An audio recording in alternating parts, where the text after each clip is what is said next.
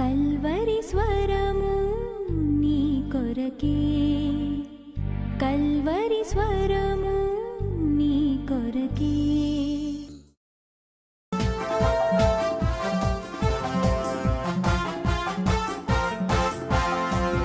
నతుడా నీ నామమునే కీర్తించుటయే ఉత్తమము, సర్వోన్నతుడా నీ మహిమనునే ప్రచురించుటయే భాగ్యము. మహోన్నతుడా నీ నామమునే కీర్తించుటయే ఉత్తమము, సర్వోన్నతుడా నీ మహిమనునే ప్రచురించుటయే భాగ్యము. ఆరాధనా ఆరాధనా ఆరాధనా ఆరాధనా ఆరాధనా ఆరాధనా ఆరాధనా ఆరాధనా. మహోన్నతుడా నీ నామమునే కీర్తించుటయే ఉత్తమము, సర్వోన్నతుడా నీ మహిమనునే ప్రచురించుటయే భాగ్యము.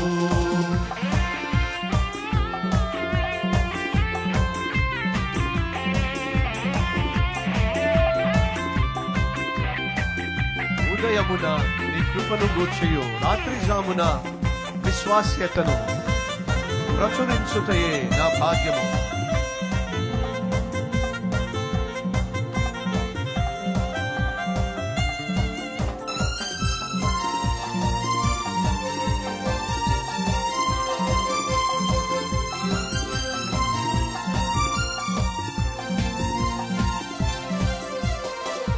ఉదయమున నీ కృపను గూర్చియు రాత్రి జామున విశ్వాస్యతను, ఉదయమున నీ కృపను గూర్చియు రాత్రి జామున విశ్వాస్యతను, 10 తంతుల స్వరమండలముతో గంభీర ధ్వని గల సితారతో, 10 తంతుల స్వరమండలముతో గంభీర ధ్వని గల సితారతో ప్రచురించుటయే భాగ్యము, కీర్తించుటయే సౌభాగ్యము.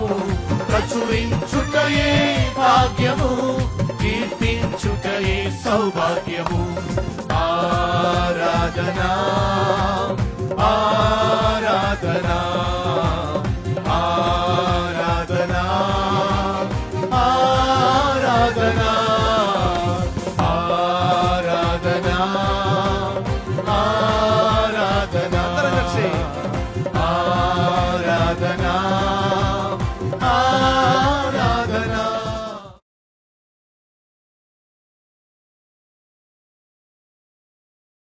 అపోస్తుల కార్యము 28వ అధ్యాయము 1వ వచనము. మేము తప్పించుకొనిన తరువాత ఆ ద్వీపము మిలితే అని తెలుసుకుంటుమి. అనాగరికులకు ఆ ద్వీపవాసులు మాకు చేసిన ఉపచారం ఇంత అంత కాదు. ఎలాగనగా అప్పుడు వర్షము కురియొచ్చు, చలిగా ఉన్నందున వారు నిప్పు రాజబెట్టి మమ్మును అందరినీ చేర్చుకొనిరి. పౌలుతో ఉన్నవారు తప్పించబడిన తరువాత ఒక ద్వీపం మీదకు వారు చేరారు. ఆ ద్వీపం మీదకు వారు చేరినప్పుడు ఆ ద్వీపంలో ఉన్న వాసులు లేదా వారి పట్ల కనపరిచిన ఉపచార ధర్మము ఇంత అంత కాదు. అపరిచితులే, కానీ వీరి పట్ల ఉపచార ధర్మాన్ని కనపరిచారు. ఈరోజు ఈ మాటలు చదివినప్పుడు క్రైస్తవ సహోదరుడా, క్రైస్తవ సహోదరి, ఉపచార ధర్మము మనము తప్పక కలిగి ఉండాలి. ఒక వ్యక్తి మన ఇంటికి వచ్చినప్పుడు ఆ వ్యక్తి పట్ల కనికరం చూపుతాము, ఆ వ్యక్తి పట్ల మనం మర్యాదను కనపరుస్తాము. తాగడానికి నీళ్ళు ఇవ్వటమో, తాగడానికి మజ్జిగ ఇవ్వడమో, తాగడానికి ఒక మంచి పని మనం చేసినప్పుడు ఆ మంచి పనియే మనకు ఆశీర్వాదకరంగా మారుతుంది. అందుకే ఉపచార ధర్మము చేయడంలో ఎప్పుడూ కూడా వెనుకంజ వేయమాకండి. మన కల్వరి టెంపుల్ ఆఫీసులో ఎవరైనా అడుగు పెట్టినప్పుడు, మీరైనా సరే వచ్చినప్పుడు మీరు జాగ్రత్తగా పరిశీలించినట్లయితే మీరు వచ్చిన వెంటనే ఎవరో ఒక బ్రదర్ వచ్చి మిమ్మల్ని అడుగుతారు, బ్రదర్ వాటర్ తాగుతారా అని చెప్పి. ఆ తర్వాత మిమ్మల్ని అడగకుండానే వారు తీసుకొచ్చేస్తారు, వచ్చి మీకు కాఫీ ఇస్తారు, స్నాక్స్ ఇస్తారు. కారణం ఏమిటి? మనం ఉపచారము చేయడానికి ఎన్నుకోబడ్డాము, దేవుని చేత ఏర్పరచబడ్డాము. మనమే ఉపచారం చేయకపోతే మరి ఇంకెవరు చేయగలరు? కాబట్టి సహోదరులు సహోదరులు, మీ ఇంటికి ఎవరైనా వచ్చినప్పుడు, మీ బంధువులు వచ్చినప్పుడు, మీ స్నేహితులు వచ్చినప్పుడు, ఇప్పుడు ఎందుకు వచ్చారు ఈ పనికి మనోళ్ళు, ఇప్పుడే రావాలా రాక అని చెప్పి విసురుకుంటూ, కసురుకుంటూ, మూతి ముడుచుకుంటూ, వస్తువుల్ని వంటగదిలో ఎత్తెత్తి వేస్తూ, ఈ విధంగా మీరు ఉపచారము చేయడము ధర్మము కాదు. ఒకానొక సమయంలో తన బాస్ ఆ రోజు తన ఉద్యోగం చేస్తున్న పట్టణానికి వచ్చాడట. అతను ఆ బాస్ను కలుసుకొని, మా ప్రాంతంలో ఉన్న రుచులు మీకు చూపించాలని ఆశపడుతున్నావు, మా ఇంటికి రండి అని చెప్పి తన అధికారిని అడిగాడట. అలా అడిగినప్పుడు ఆ అధికారి సరే అని చెప్పి అన్నాడట. వెంటనే తన భార్యకు ఫోన్ చేసి, ఇదిగో మేము ఒక 2-3 గంటల్లో ఇంటికి వస్తున్నాం, నాతో పాటు మా బాస్ కూడా వస్తున్నాడు, ఫస్ట్ టైం ఈ పట్టణానికి వచ్చాడు, భోజనానికి వస్తున్నాం, కాస్త సిద్ధం చెయ్యి అని చెప్పేసి అన్నాడట.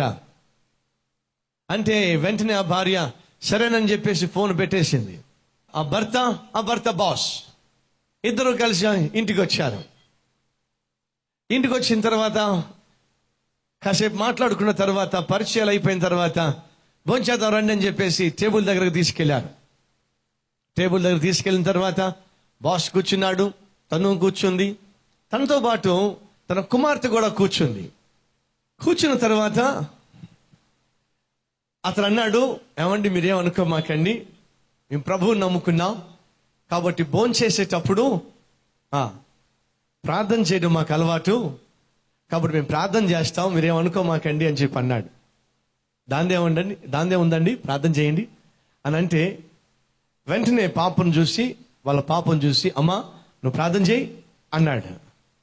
ఒక్కసారి ఏంటి డాడీ ప్రార్థన చేయి అన్నాడు. పాపం ఆయన ఏదో భక్తి చూపించాలని చెప్పేసి ఆ మాట అన్నాడు, కానీ ఇంట్లో నిజంగా ప్రార్థనలు జరగవు. అడుగుతున్నా, ఈరోజు మన ఇళ్లలో ఎంతమంది ఇళ్లలో ప్రార్థనలు జరుగుతున్నాయి? ఎంతమంది ఇళ్లలో భోంచేసేటప్పుడు దేవునికి వందనాలు చెల్లించి మనస్ఫూర్తిగా ఆయన స్తుతించి భోంచేసేవాళ్ళు ఎంతమందికి అలవాటు ఉంది?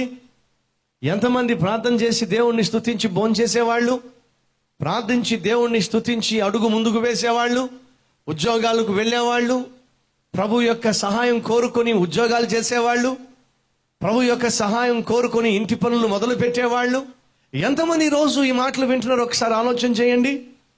ఆ పాపం అంత కొత్తగా ఉంది, ఏం అర్థం కాల.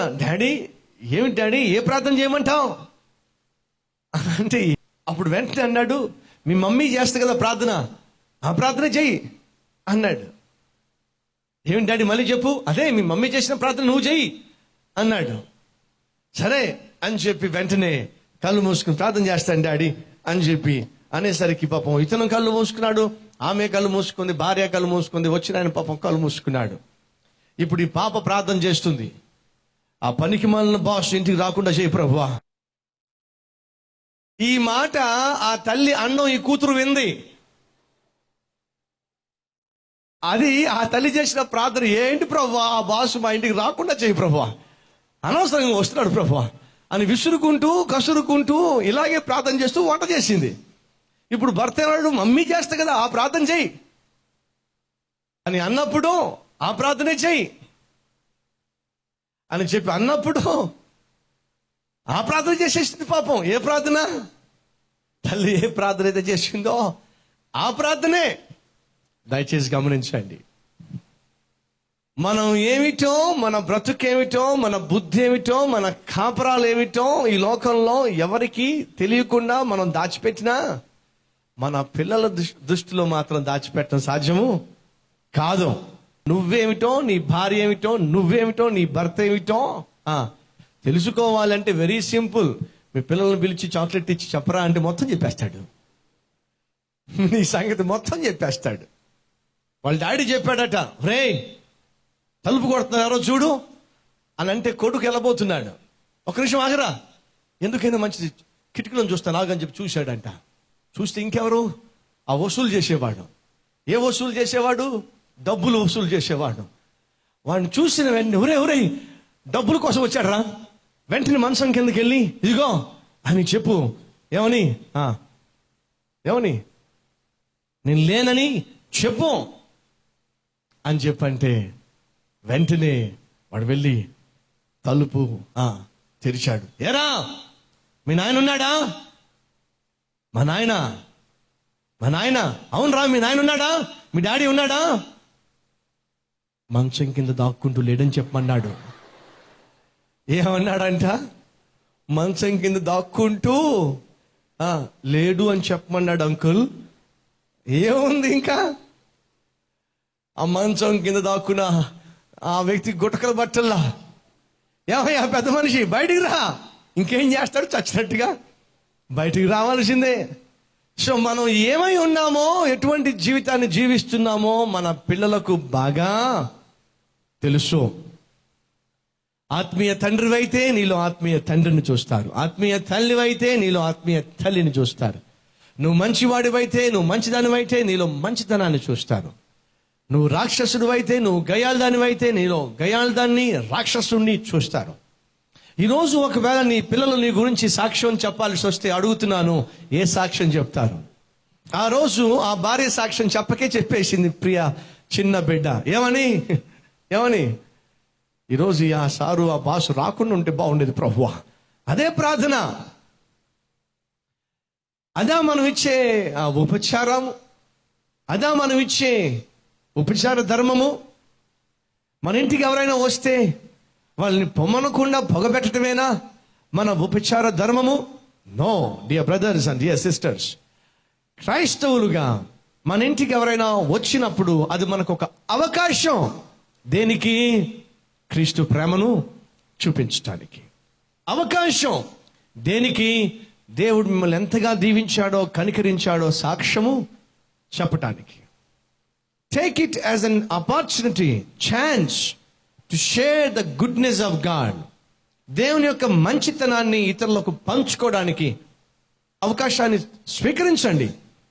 వారితో పంచుకోండి. దేవుడు ఏ రీతిగా మిమ్మల్ని దీవించాడో, ఆశీర్వదించాడో, కనికరించాడో, కుటుంబాన్ని మార్చివేశాడో వారితో పంచుకోండి. అలా పంచుకోవడానికి దాన్ని ఒక అవకాశంగా తీసుకోండి. ఈ రోజు నుంచి ప్రియ సహోదరులు సహోదరులు, ఉపచారము చేయడంలో ఎప్పుడు వెనుకంజ వేయమాకండి. ఇంటికి ఎవరైనా వచ్చినట్లయితే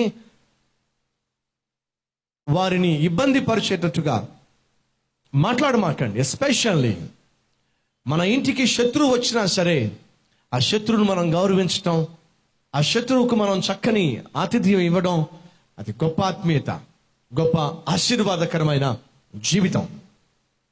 అట్టి కృప నువ్వు పొందుకోవాలని ప్రభువు పేరట మనవి చేస్తున్నాను. బైబిల్లో మనం చూస్తూ ఉన్నాం అనాగరికులే, కానీ ఉపచారము చేయడంలో మాత్రం వాళ్ళు ఆరితేరిపోయిన వాళ్ళు. నిజమే, ఈ ఫాస్ట్ యుగంలో ప్రతిదీ కూడా మెకానికల్ గా మారిపోయిన ఈ తరంలో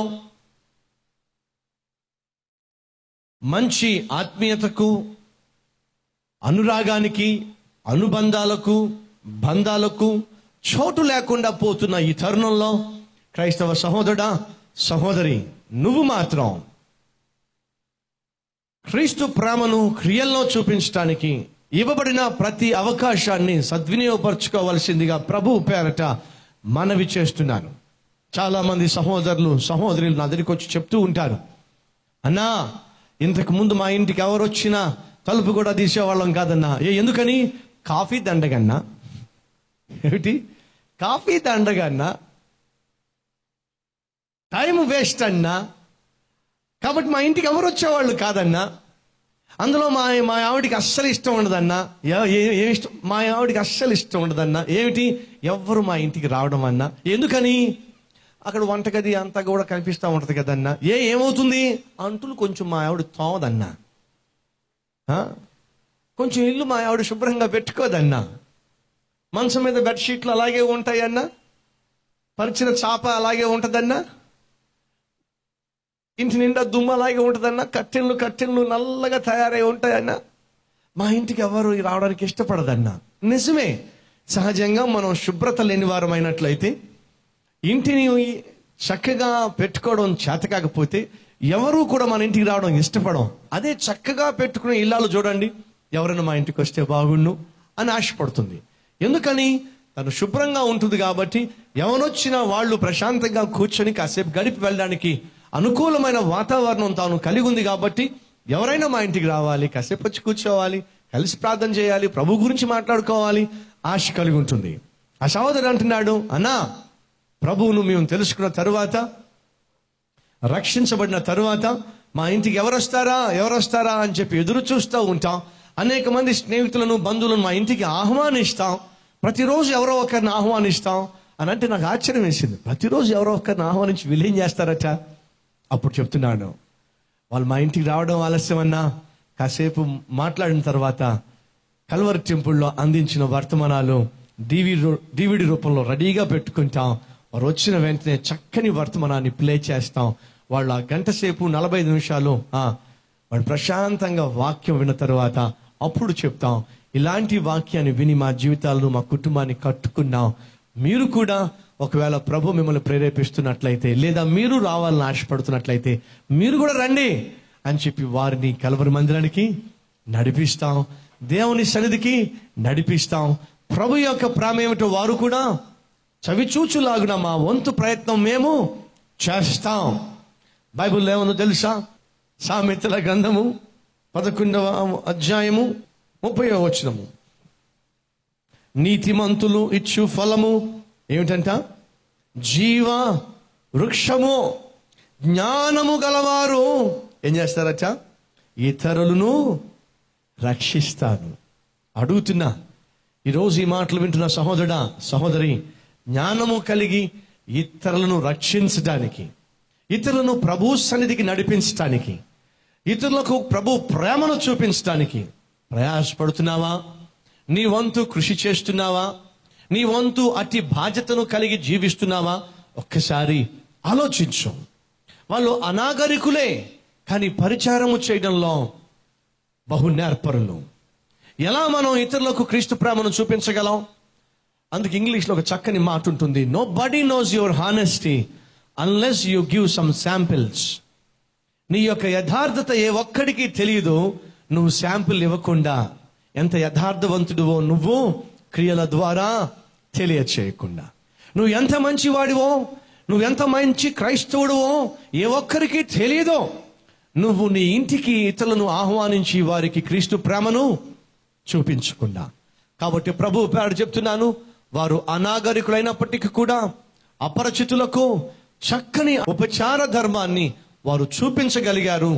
పౌలును బహుగా సంతోష పెట్టగలిగారు. క్రైస్తవ సహోదరులు, సహోదరులు, ఉపచారము చేయడం నేర్చుకుందాం. ఇంటికి వచ్చిన వారిని గౌరవించడం నేర్చుకుందాం. వారికి క్రీస్తు యొక్క ప్రేమను చూపించడం నేర్చుకుందాం. అది ఆశీర్వాదకరమైన జీవితానికి ఓ చక్కని నిదర్శనం. ఒకనొక సమయంలో ఒక కుర్రవాడు వేటకు వెళ్ళాడు. ఆ వేటకు వెళ్ళి వేటాడుతూ సమయాన్ని మర్చిపోయాడు. అలా సమయాన్ని మర్చిపోయే సమయంలో చీకటి పడడం మొదలు పెట్టింది. దారి తప్పిపోయాడు. అడవి ప్రాంతం, ఎటు పోవాలో పాలు పోని స్థితి, ఏం చేయాలో తెలియని స్థితి. ఒకవైపు బహుగా దాహం వేస్తూ ఉంది, ఆకలితో అలమటించిపోతున్నాడు. ఎప్పుడో పొద్దున్న తిన్నాడు, అడవికి వచ్చాడు వేటాడదామని చెప్పి. ఆ వేటలో పడి, ఆ సంతోషంలో సరదాలో పడి అన్నీ మర్చిపోయి ఆఖరికి తీరా దారి కూడా తప్పిపోయాడు. చీకటి పడిపోయింది. ఏం చేయాలో తెలియక అల్లాడిపోతున్న సమయంలో, మార్గం కోసం ఎదురు చూస్తూ వెతుకుతున్న సమయంలో దూరంగా ఒక దీపం కనిపించింది. ఆ దీపాన్ని చూసిన వెంటనే తన ప్రాణం లేచొచ్చింది. పోనీలే, ఆ దీపం ఉంది అంటే అక్కడ ఖచ్చితంగా మనుషులు ఉంటారు అని చెప్పి ఆ దీపాన్ని చూస్తూనే అతడు అడుగులో అడుగు వేసుకుంటూ ఆ అడవిలో నడుచుకుంటూ ముందుకు సాగాడు. ఆఖరికి ఆ దీపం దగ్గరికి రాగలిగాడు. ఆ దీపం దగ్గరకు వచ్చిన తర్వాత ఆ దీపాన్ని తీరా చూస్తే అది చక్కని ఇల్లు. ఆకలితో ఉన్న, దాహంతో ఉన్న వ్యక్తి ఆ ఇంటికి చేరినప్పుడు తలుపు తట్టాడు. ఇంటిలోంచి ఒక పేద అమ్మాయి బయటకు వచ్చింది. ఏమిటండి, ఏం కావాలి మీకు అని అంటే అన్నాడు, అమ్మా, ఈ ప్రాంతంలో నుంచి నేను బయటికి వెళ్ళాలంటే ఏం చేయాలి? అప్పుడు ఆ పాప దారి చూపించింది. అయ్యా, ఇక్కడ నుంచి కొంచెం స్ట్రైట్గా వెళ్ళి రైట్గా టర్న్ అవ్వు, ముందుకు వెళ్ళి కుడి పక్కకు వెళ్ళు, నీకు మెయిన్ రోడ్ వస్తుంది, అక్కడ నుంచి నువ్వు నీ గమ్యానికి చేరుకోవచ్చు. అమ్మా, నువ్వు ఇచ్చిన డైరెక్షన్ కోసం నీకు థ్యాంక్స్ అమ్మా, కానీ చాలా దాహంతో ఉన్నాను, నువ్వేమనుకోకపోతే ఒక గ్లాస్తో నీళ్ళు ఇస్తావా అని అంటే, దాందే ఉందయ్యా అని చెప్పి గబగబా లోపలికి వెళ్ళి ఒక లోటా తీసుకొచ్చిందట. గ్లాస్తో చల్లని మజ్జిగ తీసుకొచ్చి ఇచ్చిందట.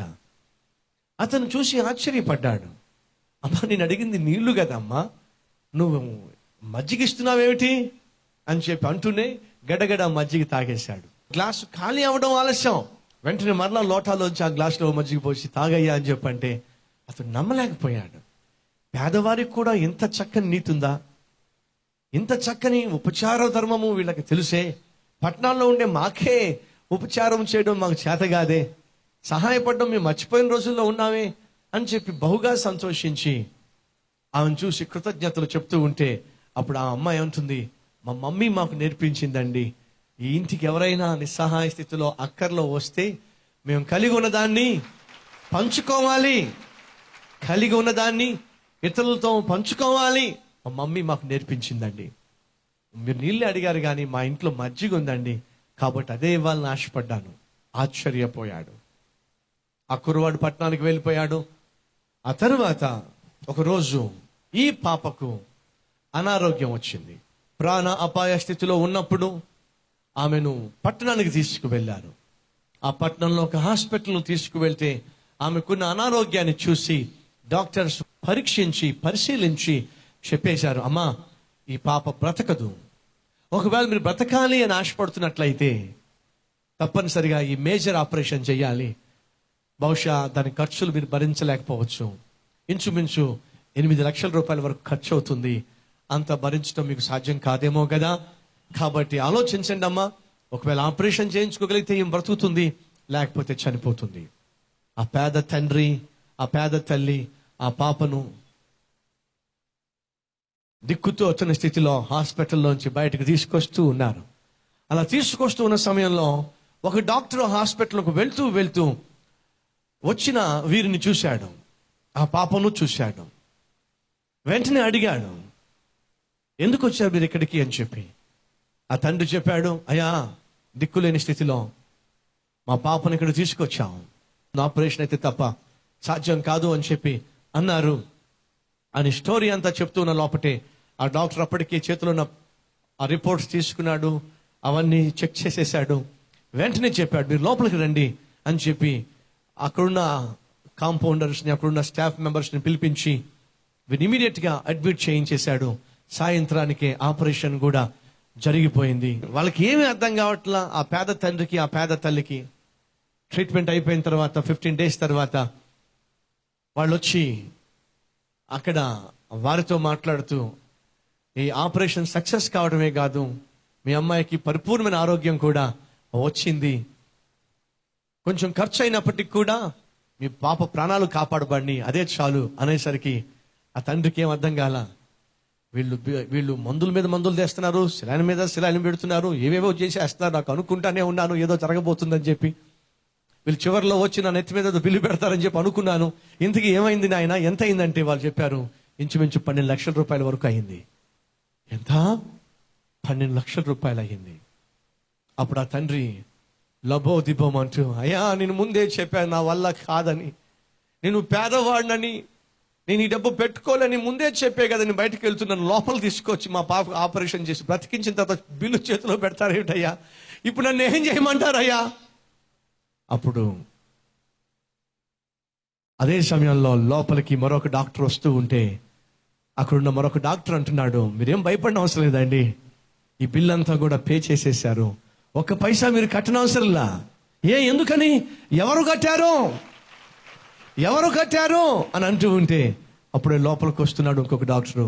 ఈ డాక్టర్ చెప్తున్నాడు, ఇదిగో ఈ డాక్టర్ గారే మీ పాపకైన ఖర్చు అంతటిని కూడా భరించారు, ఒక్క పైసా మీరు చెల్లించిన అవసరం లేదు, మీ పాపను సజీవంగా తీసుకువెళ్ళండి. ఆ తండ్రికి, ఆ తల్లికి, ఆ పాపకు ఏమి మాట్లాడాలో తెలియక, నోట మాట రాక, కృతజ్ఞతతోనే కళ్ళల్లో నుంచి కన్నీళ్లు జలజల రాలుతూ ఉన్నాయి. ఆ తల్లి అంటుంది, అయ్యా మేము ఏమి చేశాము అని చెప్పి ఇంత గొప్ప ఆపరేషన్ నీ ఖర్చులతో చేశావు నాయనా, మేము ఏ రీతిగా ఈ రుణం తెచ్చుకోగలము అంటున్నప్పుడు ఆ డాక్టర్ అంటున్నాడు, ఏమని? అమ్మా, మీరు రుణం తెచ్చుకోవడం కాదు, నేనే ఆ రుణాన్ని తీర్చుకున్నాను. ఏ రుణం నాయనా? అమ్మా, నీ కూతురికి ఎంత చక్కని పాఠం నేర్పించావు. ఏం పాఠం నాయనా నా కూతురు నేర్పించింది? ఇంటికి వచ్చిన వారిని ఆతిథ్యం ఇవ్వడంలో, ఉపచారం చేయడంలో నువ్వు నేర్పించిన పాఠమే ఈరోజు నీ కూతుర్ని కాపాడిందమ్మా. తల్లికి ఏమి అర్థం కాల, ఏం మాట్లాడుతున్నాడో ఈ డాక్టరు. అప్పుడు చెప్పాడు, నేను ఆకలితో దప్పికతో అల్లాడిపోతూ దారి తప్పి మీ ఇంటికి ఒక రోజు వచ్చానమ్మా. అప్పుడు నీ కూతురుకు నువ్వు నేర్పించావే ఉన్నతమైన లక్షణాలు, నీ కూతురుకు నువ్వు నేర్పించావే ఉపచార ధర్మము, ఇంటికి వచ్చిన వారిని ఎలా మర్యాదగా పలకరించాలో, ఎలా ఆతిథ్యం ఇవ్వాలో నేర్పించావే. ఆ ఉన్నతమైన పాఠమేనమ్మా ఆ రోజు నీ కూతుర్ని దాహానికి నీళ్లు అడిగితే ఆమె 2 గ్లాసులు మజ్జిగ ఇచ్చిందమ్మా. ఆశ్చర్యపడ్డానమ్మా. నేను ఇప్పుడు ఫేమస్ డాక్టర్ని అయ్యానమ్మా. ఇంత చక్కని హాస్పిటల్ కూడా నేను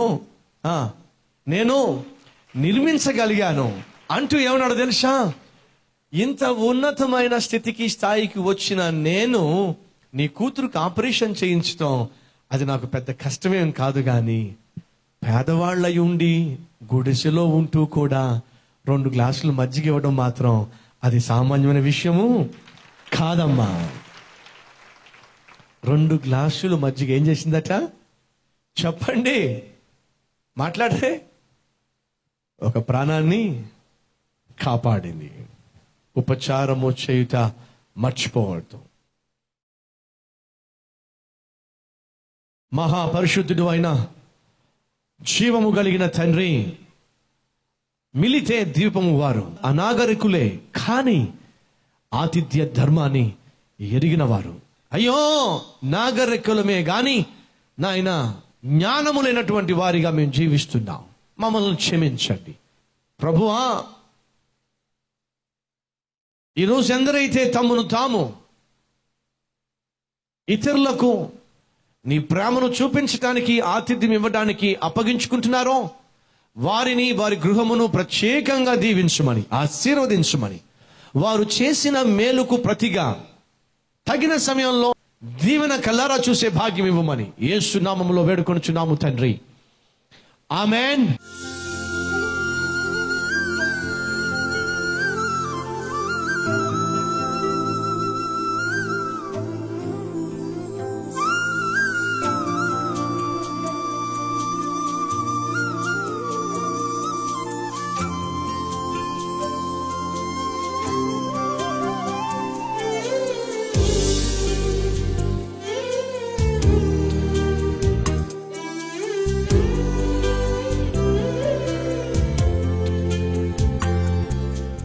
address Calvary, post box number 30, Kukatpally, Hyderabad 72.